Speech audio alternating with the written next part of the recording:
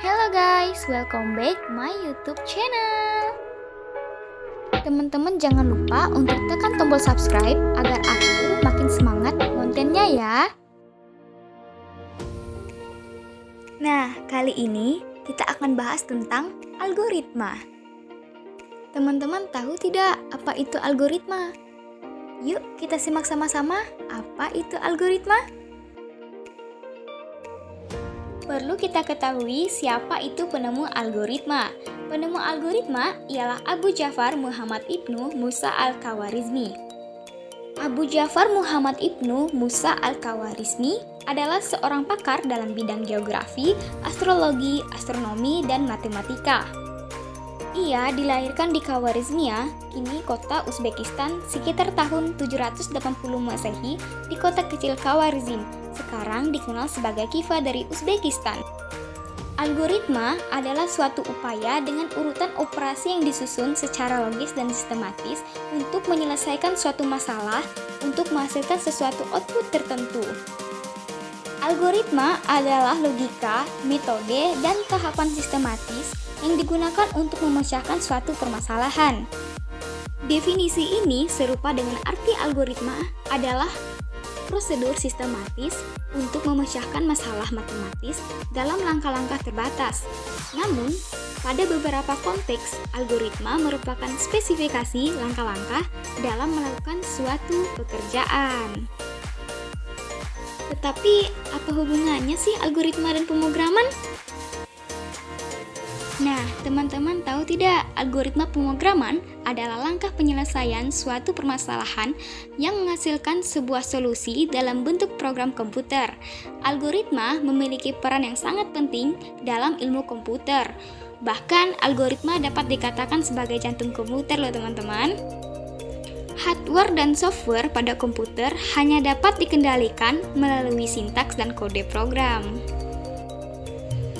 Hampir semua aktivitas pemrograman itu tidak bisa lepas dari yang namanya algoritma, yang menjadi dasar dalam suatu program. Algoritma sendiri itu adalah suatu urutan atau alur yang dipakai dalam pemecahan masalah secara sistematis.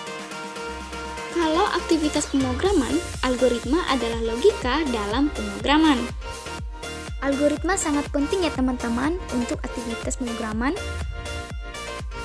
Algoritma dalam pemrograman ini bisa memberikan berbagai macam keuntungan kita. Yang pertama, dapat mengatasi permasalahan yang rumit dalam program yang memungkinkan besar melibatkan perhitungan tingkat tinggi. Karena dalam menggunakan perhitungan seringkali program yang dibuat tidak berjalan semestinya karena ada kesalahan.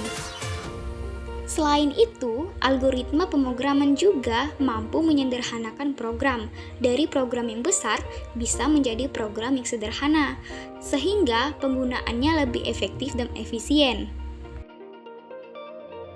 Nah, teman-teman perlu tahu loh fungsi dari algoritma. Fungsinya ini tidak hanya sekali pakai tetapi dapat dipakai berulang-ulang, teman-teman. Hal ini dapat memberikan kita keuntungan dalam minimalisir penulisan program yang berulang-ulang. Ini agar kita buat menjadi sederhana dan efisien.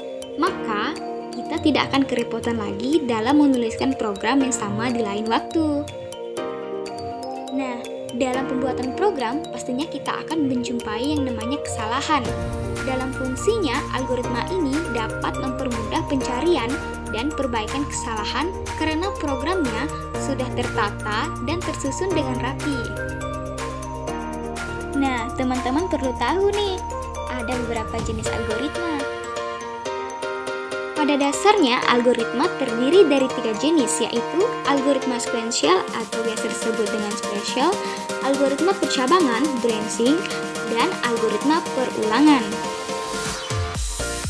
Algoritma sekuensial adalah penyusunan instruksi secara berurutan dan sistematis untuk menghasilkan tindakan yang diinginkan. Contohnya sangat sederhana. Algoritma sekuensial adalah urutan instruksi yang perlu Anda lakukan ketika memasak. Sedangkan algoritma percabangan atau disebut dengan branching adalah suatu algoritma yang dapat digunakan untuk memilih atau melanjutkan salah satu perintah dari beberapa perintah yang sudah ada sebelumnya, teman-teman. Algoritma perulangan atau yang disebut dengan looping adalah algoritma yang berisi perintah yang bisa menampilkan perulangan beberapa perintah sekaligus. Pengulangan ini bisa menampilkan karena ada perhitungan syarat-syarat khusus. Nah, contohnya pada bahasa pemrograman Python, yaitu terdapat dua jenis perulangan, yaitu perulangan while dan for. Perulangan while ialah digunakan untuk perulangan statement sebanyak satu kali lebih dahulu. Kemudian akan mengecek statement di dalam while apakah benar-benar. Jika bernilai benar, maka akan diulangi kembali. Jika statement di dalam while bernilai salah, maka perulangan akan berakhir. Pada dasarnya, while pada Python adalah sintaks yang digunakan untuk eksekusi perulangan selama ekspresi benar. Yuk kita simak apa fungsi for pada Python. Nah, sedangkan perulangan for pada Python adalah suatu bentuk proses pengulangan kegiatan pada suatu statement atau lebih secara berulang-ulang selama yang dijadikan acuan tersebut terpenuhi dengan baik. Fungsi for pada Python. For pada Python adalah sintaks yang digunakan untuk melakukan perulangan. Berdasarkan interval yang ditentukan pengguna, penggunaan for pada bahasa pemrograman Python mempunyai kelebihan tidak hanya berdasarkan range bilangan, juga termasuk perulangan terhadap item suatu urutan, list, atau string. Terima kasih teman-teman. Sekian pembahasan seputar algoritma. Semoga materi ini bermanfaat untuk teman-teman semua. Thank you for watching.